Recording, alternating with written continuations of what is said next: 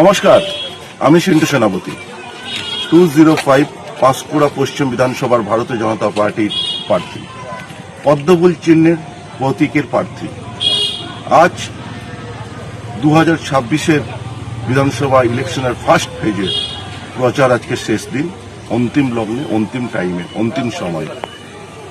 আমরা হয়তো আগামীকাল আর প্রচার করতে পারবো না, নির্বাচনী বিধিনিষেধ আছে।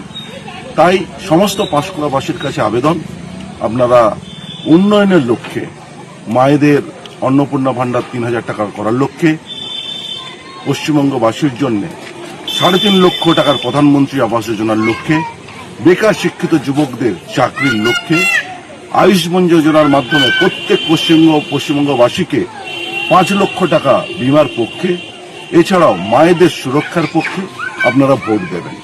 লাস্ট 15 বছর তৃণমূল কংগ্রেসের আমলে যে দুর্নীতি হয়েছে, সেই দুর্নীতি যদি আজকে বলা যায় 1 থেকে 100 এমন কোন দপ্তর নেই যে দুর্নীতি নেই।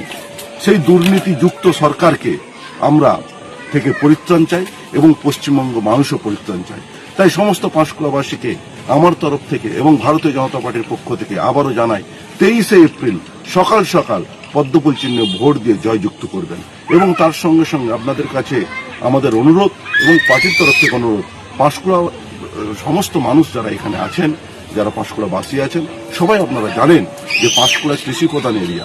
এখানে ফুল চাষি প্রচুর আছে, এখানে সবজি চাষি প্রচুর আছে।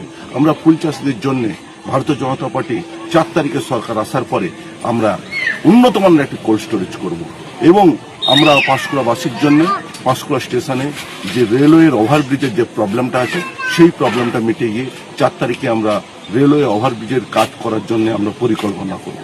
এবং পাঁশকুড়া পৌরসভার যে অনুন্নয়ন হয়ে আছে লাস্ট 20 বছর ধরে, রাস্তাঘাট বেহাল অবস্থা, জলের পরিশুদ্ধ জলের ব্যবস্থা ছিল 45 কোটি টাকাতে, সেই 45 কোটি টাকা দুর্নীতি হয়েছে।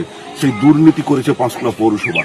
4 তারিখ আসার পরে এই 45 কোটি টাকা জলের প্রকল্প কিভাবে চালু করা যায় এবং যারা যারা দুর্নীতি করেছে তাদেরকেও ছাড়া যাবে না, সেই দুর্নীতিযুক্ত পাঁশকুড়া পৌরসভার যে শাসককে আমরা একপাশে রেখে দিয়ে আমরা পাঁশকুড়াবাসীর কাছে ভারতীয় জনতা পার্টির পক্ষ থেকে আমরা নতুন করে পাঁশকুড়াবাসীর জন্য, পাঁশকুড়া পৌরবাসীর জন্য প্রত্যেক ঘরে পরিশুদ্ধ জল দেওয়ার জন্য আমরা কাজ করে যাব।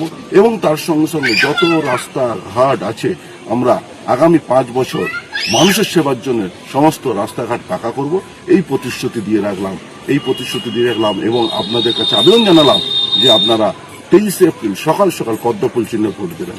এবং আমরা যে প্রতিশ্রুতিবদ্ধ হলাম, সেই প্রতিশ্রুতিগুলো যদি আমি এবং আমার পার্টি ভারতীয় জনতা পার্টি সরকার আসার পর যদি করতে না পারে, 5 বছর পর আপনাদের কাছে ভোট চাইতে যাব না।